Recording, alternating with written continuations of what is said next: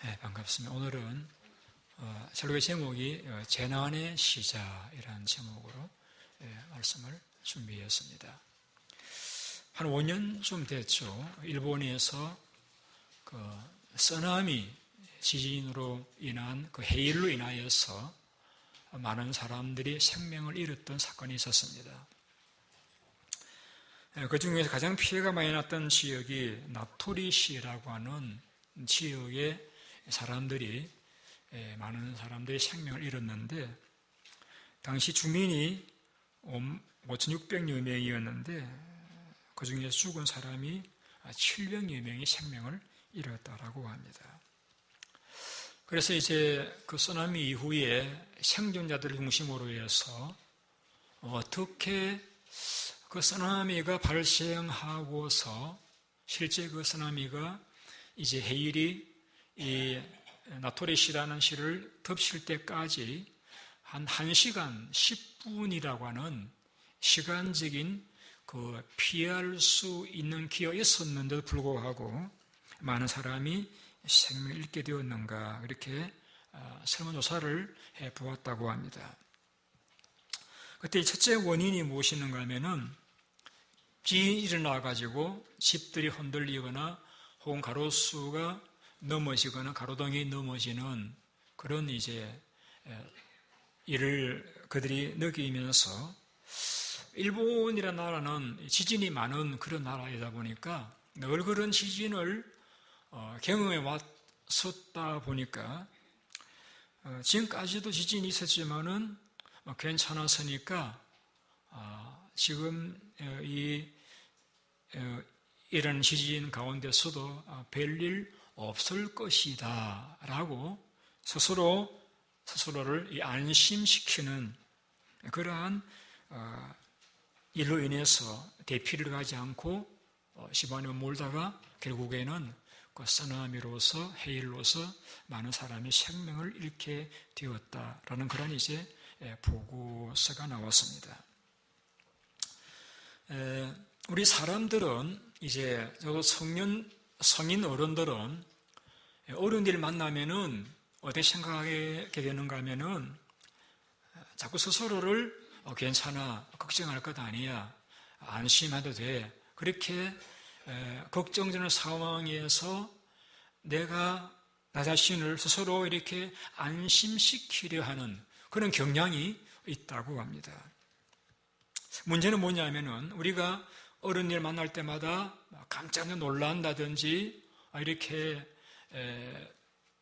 하는 것도 바람직한 것은 아니겠습니다만은, 문제는 무엇이냐면은 정말 내 생명을 잃을 수도 있는 위기가 당도했는데, 그런 위기에서마저도 괜찮아, 지금까지 괜찮았으니까 앞으로도 괜찮을 것이야 라고 스스로를 이렇게 안심시킨다고 하면은 우리는 생명을 잃을 수도 있는 그러한 위험에 처할 수가 있다라는 것입니다. 두 번째, 쓰나미를 통해 많은 사람이 생명을 잃게 되는 그 이유를 또 한 가지 찾아낸 것은 뭐냐면은, 대부분의 사람들은 큰 위험을 만나면은 다른 사람들은 어떻게 하는가라고 이렇게 다른 사람들 혹은 많은 사람들이 하는 것을 보고서 대중이 결정하고 대중이 가는 방향으로 따라가거나 행동하는 그런 경향이 있다고 합니다. 그래서 나토리시의 사람들이 대피소에 있다가 많은 사람들이 길거리로 나가니까 따라가도 괜찮은가 보다 하고는 나와서 따라가다가 큰 대로배에 늘어서 밀려오는 해일에 많은 사람이 생명을 잃게 되었다라는 것입니다.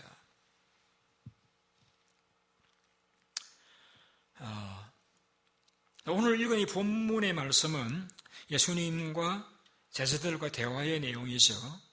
대화의 내용은 이런 내용입니다.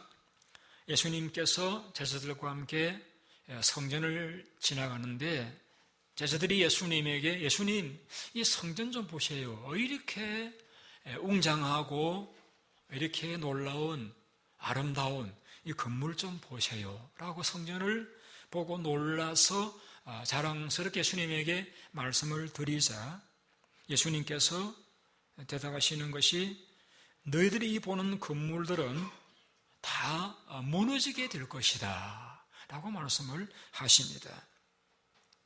그래서 이제 예수님 제자들이 도무지 무너질 것 같지 않았던 성전이 무너진다라고 하니까 그들이 나중에 그 예루살렘이라는 지형이 그래요.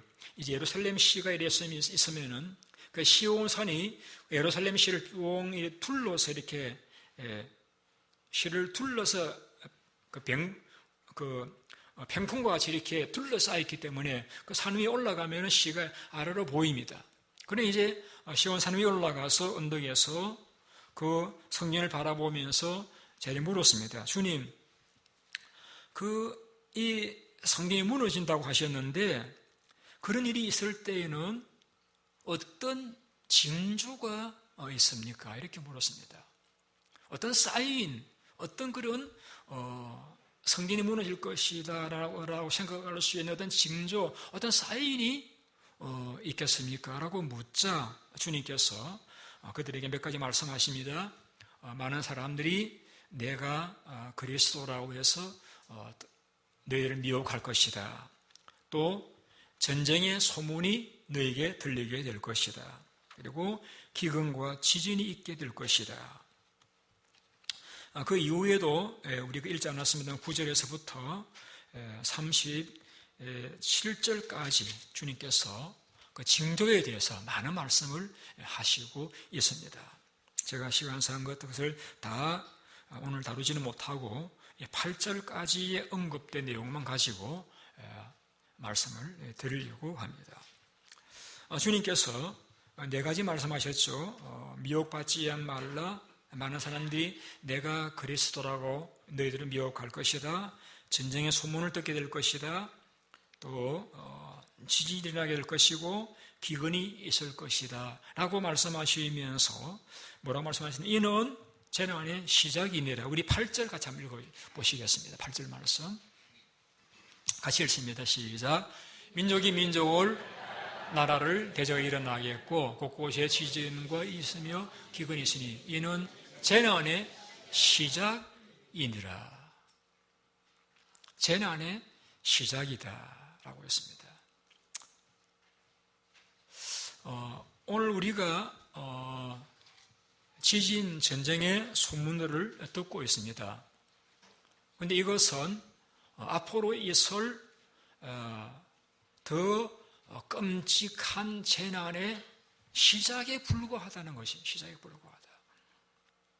우리는 지금까지도 지진이 있었지만은 우리 지방의 일은 아니었고 기근 역시 우리 지방의 일은 아니었으니까 우리가 괜찮았다라고 안심하게 되어집니다.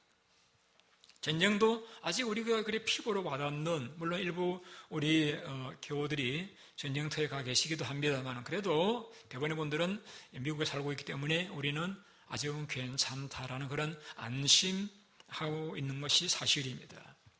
그런데 성경이 이렇게 말씀하고 있습니다. 이것은 재난의 시작이다. 우리가 읽지 않았습니다만은 13장 후반부를 보시게 되면은 모든 그리스도인이 모든 사람들에게 미움을 당하게 되었고 또 큰 환란이 일어나게 되어질 것이고 또 해가 어두워지고 달이 빛이 잃는, 본문에 나오지 않습니다만은 요한계시를 보게 되면은 우리가 짐승의 표를 받지 않으면은 식품을 살 수도 없는, 팔 수도 없는 그런 무서운 재앙. 그래서 요한계시를 오시게 되면은 사나 내 위에 무너지라고 그렇게 말씀할 만큼 공포에 두려워서 고함 지르는 그런 광경들을 요한계시록에서 발견하게 되었습니다. 오늘 우리는 지진과 기근에 대한 소식들을 듣고 있는데 이것은 앞으로 있을 무서운 재난의 시작에 불과하다고 말씀하고 있습니다.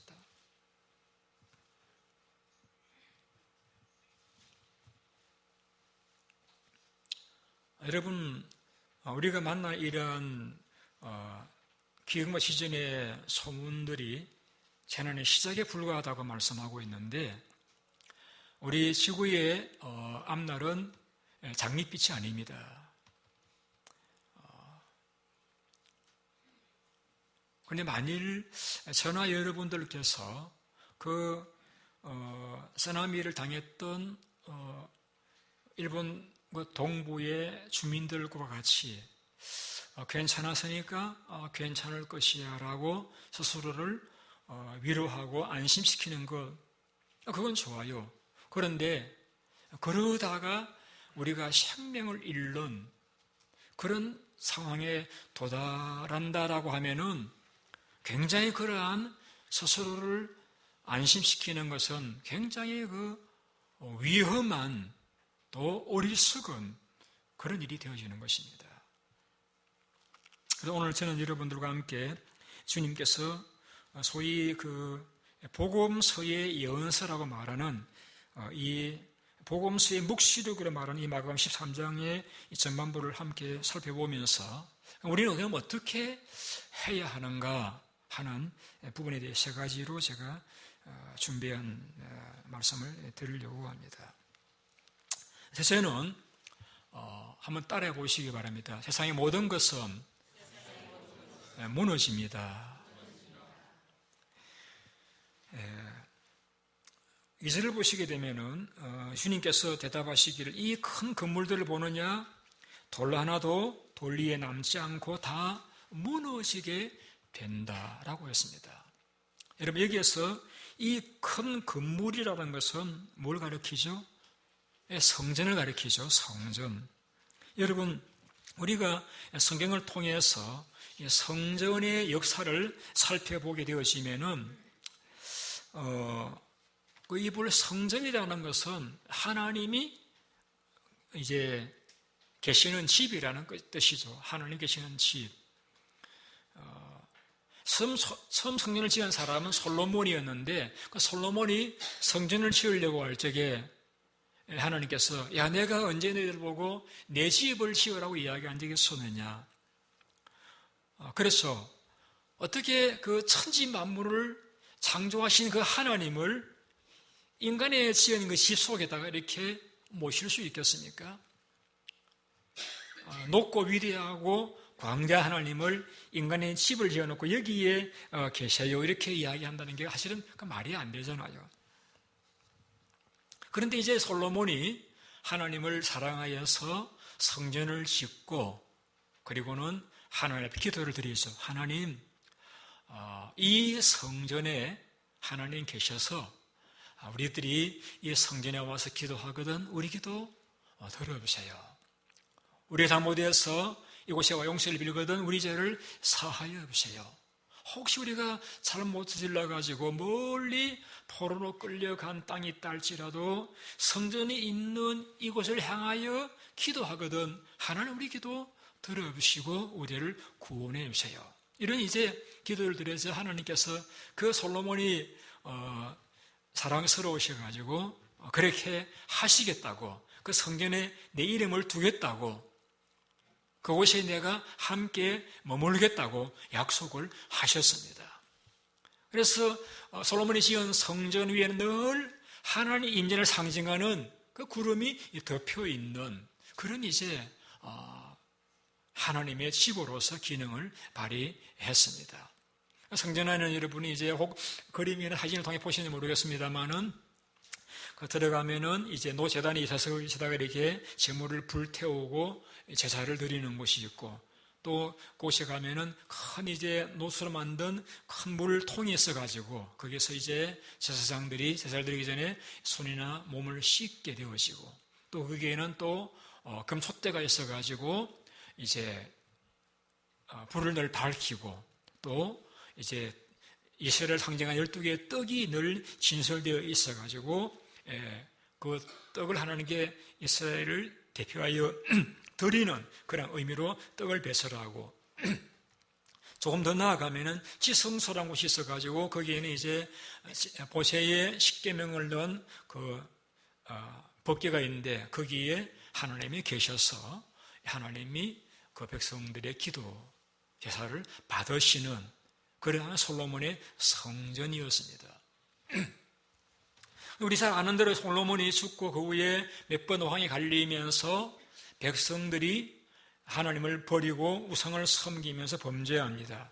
그래서 하나님 선지자를 보내가지고 너희들이 회개하지 않으면은 이 성전까지라도 내가 다 무너뜨려 버리겠고 너희를 포로로 잡아갈 것이다 라고 경고했습니다마는 끝까지 이스라엘 백성들이 하나님께 돌아오지를 않자 주전 587년에 바벨론 군대에 의해서 이스라엘이 포위가 되어지고 멸망을 당하게 되죠. 성전은 다 무너지고 이스라엘 백성들은 대부분이 죽거나 혹은 포로로 끌려가면서 첫째 지었던 성전이 이제 사라집니다. 그 두 번째 성전은 언제 지었는가 하면은 이제 70년 포로로 있다 돌아온 뒤에 스룹바벨이라는 사람이 중심이 되어가지고 성전을 지었습니다. 그러나 그 성전이라는 것은 첫째 성전과 비교해 볼 적에는 정말 보잘것이 없는, 성전 안에는 이제 제대로 된 기구도 없는 그냥 촛대만 덩그러기 있는 그런 성전에 불과했습니다만 한 500년 동안 그 성전이 지속이 되다가 그것도 역시 예수님 오시기 전 한 20, 30년 전에 로마에 의해서 그것도 또 무너지고 사라지게 됩니다. 그리고 이제 제3의 성전이라 말할 수 있는 성전이 오늘 본문에 나오는 예수님에게 제자들이 자랑했던 이 성전 건물입니다. 이것은 그 헤롯이라는 사람이 지었던 성전인데, 본래 헤롯이라는 사람은 유대인이 아니에요. 이방인이었는데 그가 로마 정부에 이렇게 뇌물을 넣고 해서 그가 유대를 다스리는 왕이 되어집니다.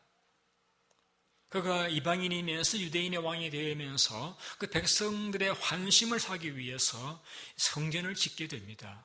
근데 이 헤롯이 본래 그가 이제 이 건축에 대한 굉장한 지식이 있다 보니까 아주 성전을 아주 잘 짓고 견고하게 지었습니다. 그래서 이제 그 기간을 따진다라고 하면은 예수님 오시기 전 19년부터 이제 주후 64년까지 도합 83년 동안 지었던 건물이 이 헤롯의 성전이었습니다. 예수님 당시만 하더라도 46년간 계속해서 지어오고 있던 그런 건물이었습니다. 그 성전 지대를 놓았던 그 이제 돌만 하더라도 여러분 앉아 계신 이 의자, 장의자 줄만큼 긴 그 13m, 그 폭이, 그 두께가 제 키 2배 되는 한 3.5m, 이런 두께의 큰 바위들을 가지고 이렇게 쌓아서 성전을 지었습니다. 그리고 이제 그 성전 바닥은 대리석으로 만들고 성전 문고리는 다 금으로 만들고 성전 지붕은 금으로 이렇게 덮어 씌웠습니다. 그래서 해가 뜨면은 그 광채에서 눈을 뜨고 바로 볼 수 없을 만큼 눈부신 웅장한 아름다운 견고한 그러한 건물이 예수님 당시에 헤롯이 지었던 성전입니다. 최고의 건축물이죠.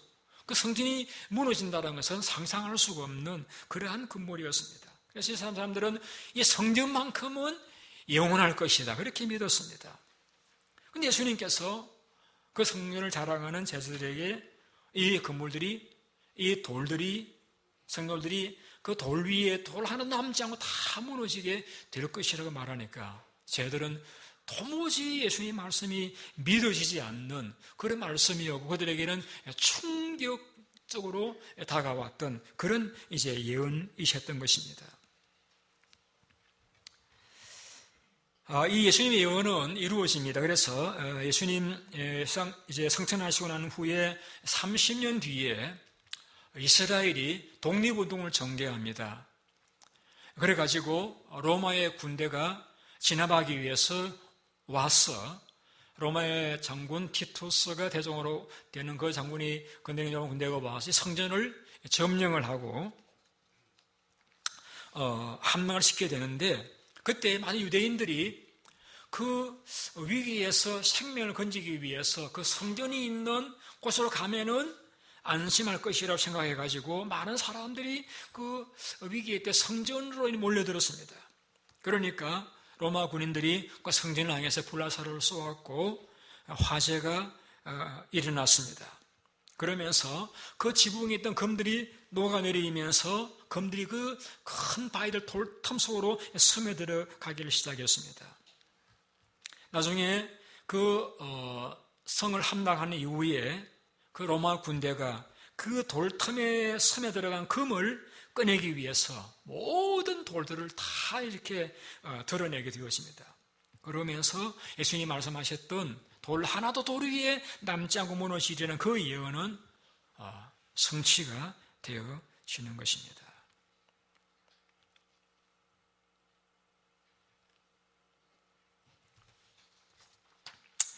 자, 이 말씀을 우리가 먼저 생각을 하면서 우리가 생각을 하면 뭐냐면은 그 엄청난 규모로 지은 그 견고한 아름다운 웅장한 건물도 예수님의 예언대로 무너졌다라는 것이죠. 그래서 제가 여러분 따라 말씀하시게 드렸던 말씀대로 세상에 영원한 것은 없다라는 것입니다. 어쩌면은 여러분 개인을 두고 생각해 보신다라고 하면은 여러분들은 집을 짓는 것과 같이 여러분은 지어가고 계실 것입니다. 그런데 여러분이 지으신 그 인생도 도무지 무너질 것 같지 않던 그 인생도 어느 순간이 되면은 다 무너질 수밖에 없는, 우리는 죽음을 피할 수 없는 그런 존재라는 사실을 우리는 부인할 수가 없습니다. 이 땅의 모든 것들은 다 무너지고 사라지게 됩니다. 그래서 우리 눈에 지금 보이는 것들은 주님 오실 때는 다 사라질 것이라고 주님은 말씀을 했습니다. 심지어 하늘의 태양마저도 빛을 잃고 하늘마저도 말려서 사라져버릴 그런 모든 것들은 불에 사라질 것이라 주님은 예언을 하셨습니다.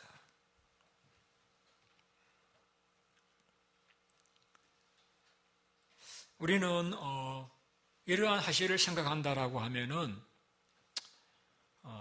많은 유대인들이 그 위기의 때 성전에 들어가기만 하면은 안심할 것이라고 여겼던 그러한 보이는 것들이, 내가 의지하는 것들이 나를 보호해 줄 것이라고 하는 그러한 착각 가운데 임해 그들은 멸망을 당하고 말한 것을 우리가 생각한다라고 하면은 우리는 보이는 것들을 의지하지 않아야 지혜로운 자들이라고 말씀할 수가 있을 것입니다.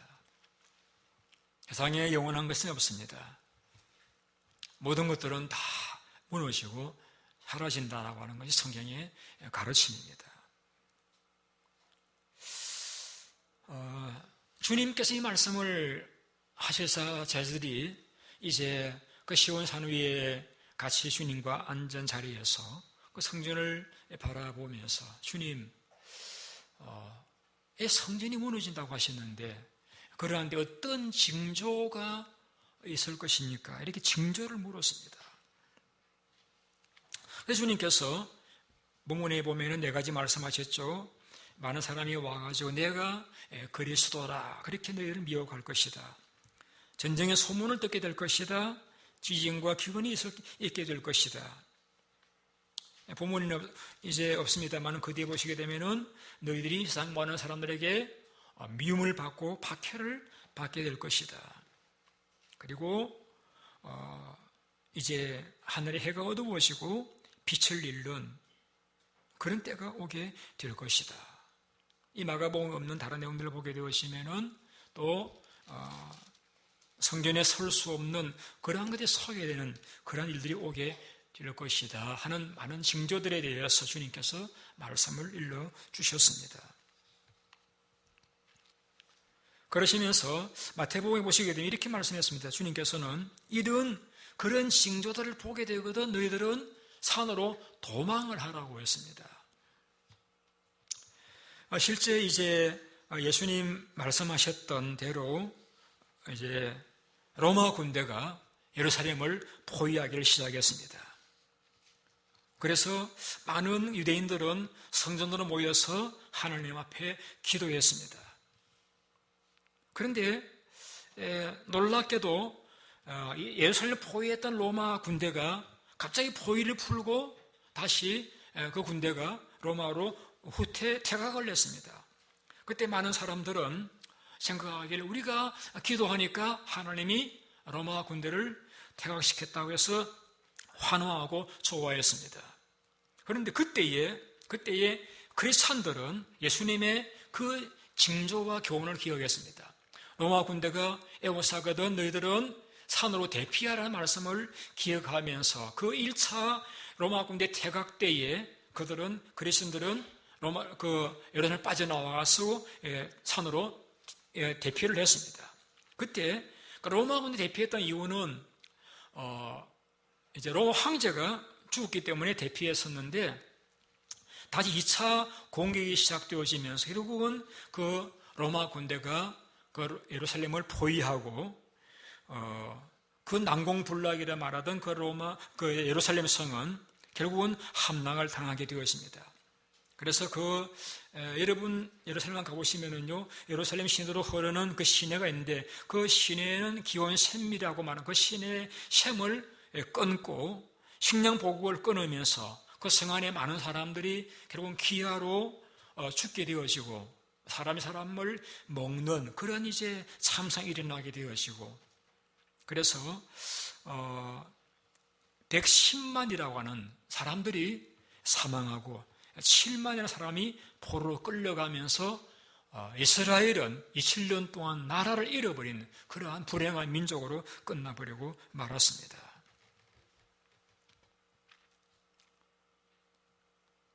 그런데 그때 제가 말씀드렸던 대로 그 예수님의 그 말씀을 기억하고 로마 군대가 애워싸는 걸 보고도 너희들은 집으로 내려가지도 말고 산으로 피신하라는 말씀을 따라 피신했던 그리스도인들은 생명을 보존할 수가 있었다라는 것입니다.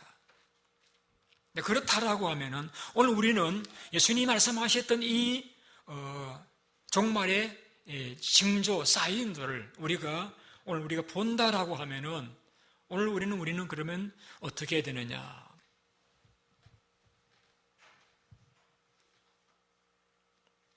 우리 여기에서 지금까지 있어도 괜찮았으니까 괜찮을 것이다라고 서로를 우리가 안심하면서 지나가는 것이 그 쓰나미를 만나서 생명 잃은 사람들처럼 될 수도 있다는 것을 생각한다라고 하면은 우리가 오늘날 과거에 다르게 일어나는 이러한 재난의 징조들을 보면서 우리는 좀 심각하게 우리의 이 상황을 바라보아야 하지 않느냐는 이야기입니다. 저는 전쟁입니다. 전쟁에 대한 소문을 말씀하고 있죠. 전쟁의 소문을 듣게 될 것이다. 제가 중고등학교 때인가요? 그때 과거에 그 미국을 중심으로 한 이제 그 서방 진영과 소련을 중심으로 한 이 나라들이 양대 진영에 서로 늘 전쟁을 준비하는 그런 상황이 이제 무너지면서 소련이 붕괴되어지면서 이제는 전쟁은 일어나지 않겠구나 그렇게 여겼던 적이 있었습니다. 그러나 우리가 아는 대로 지금도 시리아에서 내전이 계속 중에 있고 아프리카에도 내전을 치르는 나라들이 있고 또 우리나라도 남북 나뉘어 전쟁을 준비하고 있는 저의 전쟁은 계속해서 일어나고 있는 것이 우리의 현실입니다. 우리 과거보다는 그 살상 무기도 더 개발되어지고 더 많은 사람들이 쉽게 생명을 잃을 수밖에 없는 그러한 전쟁의 현실을 우리가 맞이하고 있는 것이 우리의 현주소라고 말씀할 수가 있습니다. 두 번 지진입니다. 곳곳에 지진이 있을 까지 말씀하셨는데 지난주에도 대만에 지진이 일어나가지고 많은 사람들이 생명을 잃고 부상했다는 그런 뉴스를 접했습니다. 1800년대에 그 100년 동안 지진이 일어난 것이 640번이라고 합니다. 1900년도에 100년 일어났던 지진의 통계가 2119번이라고 합니다. 그런데 2000년도가 지난 현재 2016년 현재까지 지진의 횟수가 2만 번이라고 합니다. 과거에 100년 동안에 600번, 그 다음 100년은 2000번, 지금은 불과 16년 기간에 2만 번. 우리가 이제 다 알지 못해서 그러지만은 그 보고서는 그렇게 보고가 되어지고 있습니다. 기아, 기근. 여러분, 우리 나라만 하더라도 북녘의 동포들이 300만 명이 기근으로 생명을 잃지 않았습니까? 지금도 아프리카에 선교사님들이 많이 나가서 보고서를 보내오는데 많은 사람들이 먹을 것이 없어서 기근으로 생명을 잃고 있다고 말하고 있습니다. 여러분 중에는 이런 생각을 하시는 분이 계신지 모르겠습니다. 나는 예수 믿고 하나님 자녀가 되었으니까 이제 종말이 와도 나는 걱정이 없다. 왜? 구원받을 것이기 때문에. 네, 맞습니다. 예수를 믿으시면은 우리가 구원을 받을 수 있습니다. 근데 문제는 뭐냐면요, 우리가 이 땅을 떠나기 전에 이 땅에 살고 있을 때 종말에 이 재앙들이 우리에게 일어난다고 했을 적에 우리는 어떻게 될 것인가 하는 것이죠. 솔직히 말씀드려서 목사인 저도 이 13장 19절에 말씀하고 있는 이 무서운 환난의 날이 오기 전에 저는 세상을 떠났으면 좋겠어요. 왜? 너무나 그 환난이 무서워서 하나님이 그 날들을 감하지 않으면 모든 육체가 구원을 얻지 못할 것이라고 말씀하실 만큼 무서운 환난이기 때문입니다. 저는 여러분 예수님 믿기 때문에 우리는 죽으면 구원을 받습니다. 문제는 우리가 살아있을 때에 이런 재난을 당했을 때에 과연 우리가 그 재난의 때에 어떠한 반응을 보일 것인가 하는 것입니다. 예수님께서 그 환난의 날을 감하지 아니하면은 누구도 구원을 얻지 못할 것이라고 말씀하셨다라고 하면은 이것을 어떻게 말하면 이렇게 되겠죠. 하나님이 그 환난의 날을 감하지 않으면은 이미 예수 믿는 우리들이 할지라도 언제 예수를 부인하고 내가 살겠다고 짐승의 표를 받겠다고 이 말을 내밀고 손을 내밀 사람이 되지 않을 것이라고 우리 가운데 누가 장담할 수 있겠느냐는 것이죠.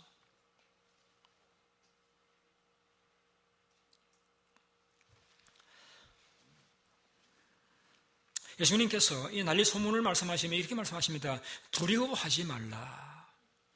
이런 일이 있어야 돼. 아직 끝은 아니다. 라고 말씀했습니다. 자, 물론 우리가 이 난리 소문, 예수님의 이 예언들을 우리가 접하면서 재난의 시작이라는 말씀을 읽으면서 우리가 공포 가운데 사로잡혀가지고 직장도 그만두고 일대일로 그만두고 그냥 이렇게 어떻게 할 줄을 몰라서 당황하고 주저앉아 정신 나간 사람처럼 살아가는 그것은 물론 하나님 뜻은 아닙니다. 그래서 두려워하지 말라고 했습니다. 근데 여기서 두려워하지 말라는 이 말씀은 우리가 장차 만날 그 상황이 우리가 두려워할 상황이 아니기 때문에 두려워하지 말라는 말씀은 아니에요, 여러분. 현재 만나는 상황이 재난의 시작이라고 하면은 지금이 재난의 시작이라고 점점 우리 그 재난이 점점 강도가 더 심해져 갈 터인데 우리가 두려워할 수밖에 없는데 왜 주님은 두려워하지 말라고 말씀하고 있느냐? 왜 이렇게 말씀하고 있어요? 아직 끝은 아니다.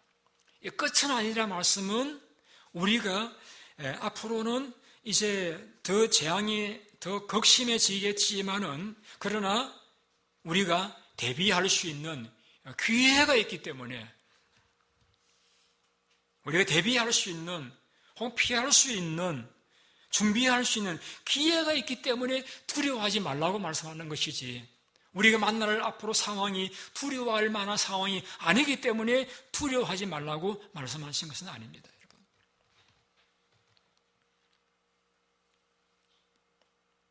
제가 종종 그런 신문을 봤습니다. 목사님이 왜 해병대를 지원했습니까? 제가 그렇게 설명을 했습니다. 목회가 힘이 되는 것이니까 제가 어려운 군대 생활을 하면은 어려운 목회 때에 제가 도움이 될 것 같아서 지원을 했다. 그래서 설명을 드립니다. 사실입니다. 제가 군대에서 욕도 많이 들었고요. 그리고 어려운 일도 많이 겪었다 보니까 목회하면서 제가 개척할 적에는 정말 위급한 일이 많았습니다만은 군대 그 경험이 많이 도움이 되었던 것 사실입니다. 우리가 준비만 된다라고 하면은, 우리가 대비만 한다라고 하면은, 우리도 그 로마에서 예루살렘 멸망할 때와 같이 우리가 그 준비만 할 수 있다라고 하면은 우리는 그런 두려운 상황 가운데서 우리는 구원을 받을 수가 있겠다는 것이죠. 그래서 주님이 오늘 읽지 않았습니다만은 13절 이렇게 말씀하십니다. 끝까지 견디는 사람은 구원을 받을 것이다. 그런데 이 무서운 재앙의 날에 과연 우리 가운데 그 무서운 재앙과 박해와 핍박 가운데서 끝까지 견딜 수 있는 분이 과연 얼마나 되실지. 여러분들은 끝까지 견디실지 모르겠습니다만 여러분의 자녀들을 그런 마지막 무서운 환난 날에 끝까지 신앙을 지키며 견딜 수 있으실는지, 그런 부분을 생각하면 굉장히 이렇게 마음이 복잡해지고 걱정이 많아지는 것 사실입니다.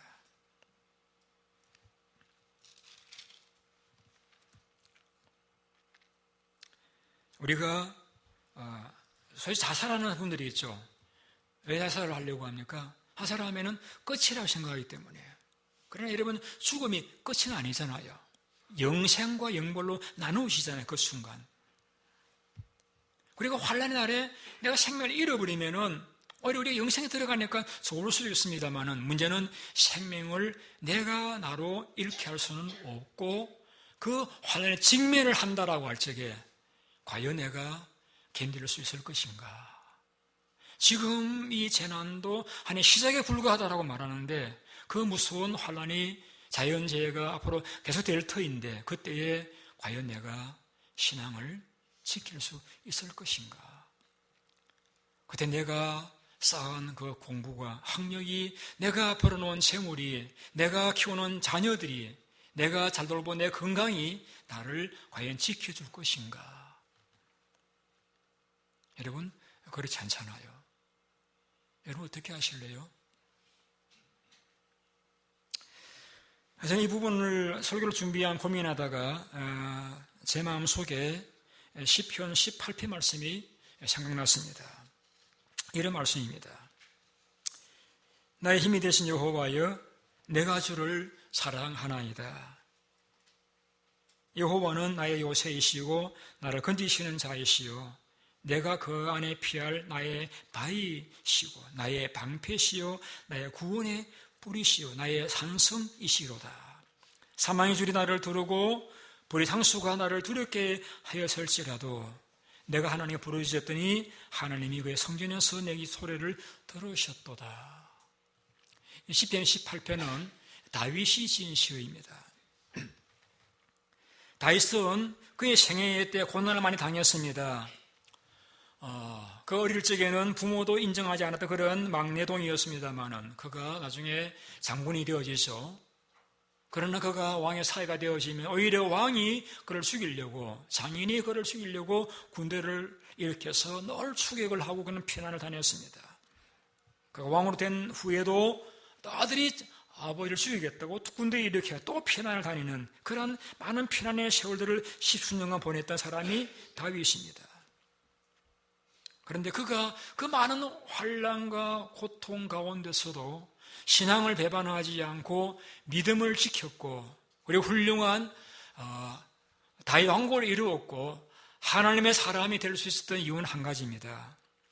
그가 오늘 시편 18편에 하나님 말씀이 그 답입니다. 나의 힘이 되신 여호와여 내가 주를 사랑하나이다. 여러분, 사람들은 무엇인가 사랑하고서 그 사랑의 대상에 힘을 얻습니다. 가족을 사랑하는 사람은 가족을 통해 힘을 얻고 돈을 사랑하는 사람은 돈을 통해 힘을 얻습니다. 근데 여러분, 자녀들도 돈도 건강도 다 떠나갈 때가 오잖아요. 그때에 건강이 떠나가고 자녀도 우리 곁을 떠나가고 가족도 사별하고 아무것도 내게 힘을 줄 수 없는 그런 상황이 되었을 때 여러분은 무슨 힘으로 살아가시렵니까? 우리는 그때 이 다윗처럼 하나님의 내가 하나님을 사랑하나이다. 나의 힘이 되신 여호와여 내가 주를 사랑하나이다. 다윗은 하나님을 사랑하였고 그래서 하나님으로부터 힘을 얻었기 때문에 그가 피난을 다니는 그 동안에서도 그는 두려워하지 않을 수 있었고 그가 아들이 반란을 일으키는 가운데서도 그는 자기를 지킬 수 있었던 것은 그 하나님을 사랑하였기 때문에 하나님께서 그에게 피난처가 되어 주셨고 힘이 되어 주셨기 때문에 고난을 견딜 수 있었고 기도할 수 있었고 그는 승리자가 될 수가 있었던 것이죠. 오늘 여러분들은 여러분의 당면한 환난과 고난 가운데서 여러분을 힘있게 만드는 여러분이 피해야 할 대상은 과연 무엇입니까? 자신입니까? 가족입니까? 재물입니까? 학력입니까? 직장입니까? 아니요, 모든 것들은 다 사라집니다. 그것은 진정 여러분에게 진정한 능력이 될 수가 없습니다. 여러분 어디에서 힘을 얻으시렵니까? 제가 20년 이상 이곳에서 목회하면서 경험하면서 찾아간 비결이 있다라고 하면은 하나님이 힘이십니다. 하나님을 사랑하시면은 하나님께서 여러분의 위기의 때에 흔들리지 않고 견고하고 승리할 수 있는, 견뎌나갈 수 있는 하나님께서 여러분에게 힘이 되어 주신다는 사실입니다. 다윗은 하나님을 사랑했습니다. 그래서 그는 이렇게 말했습니다. 여호와를 내가 사랑하나이다. 여호와는 나의 반석이시며 나 요새이시고 내가 피할 바위이십니다. 사람들이 과연 무엇을 의지하고 살아가느냐, 위기를 당했을 적의 반응을 보면 압니다. 그런데 여러분, 우리가 정작 위기를 당했을 적에 내가 예상했던 사람들이, 예상했던 그러한 것들이 우리에게 전혀 도움이 되지 못한다는 것을 절감할 때가 있을 것입니다. 우리는 이 다윗이 깨달은 이 진리, 여호와여 내가 여호와를 사랑하나이다. 나의 힘이 되신 여호와여, 하나님을 사랑하는 자만이 하나님으로부터 능력을 공급받아서 그런 자는 어떤 환난이 우리 앞에 오더라도 우리는 흔들리지 않고 나도 믿음을 지키고 내 이웃들과 자녀들도 믿음을 지켜도 근면할 수 있는 그러한 자들이 될 수 있을 것이라고 저는 생각합니다. 여러분 하나님을 사랑하시기 바랍니다. 여러분 무엇보다 하나님을 사랑하세요. 하나님을 사랑하는 사람은 하나님으로부터 힘을 얻습니다. 나의 힘이 되신 여호와여 내가 주를 사랑하나이다. 이 고백이 오늘 여러분의 고백이 되셔서 점점 어두워져 오는 우리는 이 상황 가운데서 여러분들은 하나님의 지혜와 힘을 얻으셔서 믿음을 지키고 여러분의 맡겨주신 마지막 때의 사명을 잘 감당하실 수 있는 여러분들과 우리 교회가 될 수 있기를 바랍니다. 기도하겠습니다.